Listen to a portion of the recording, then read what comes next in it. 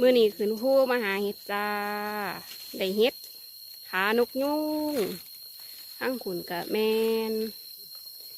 เห็ดเถาอันนี้กับบานขึ้นแล้วเนี่ยมาเก็บเห็ดเจ้าเห็ด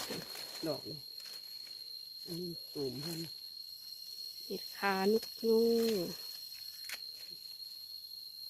มื้อนี้คนมาหน่อยเนาะเท่าไร เฮ็ดก็ได้หน่อยคนมานำกันทำนี้ได้จ้าก็ได้จ้าเห็ดก็ทั้งผู้ดอกบักไงทั้งปีกับมีได้จ้าจะพาไปเบิ่งยางแน่กับสะดุดแน่ได้จ้า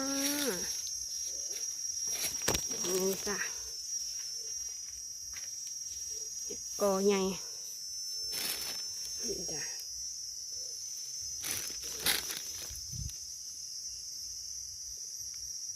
เห็ดกอใหญ่จ้า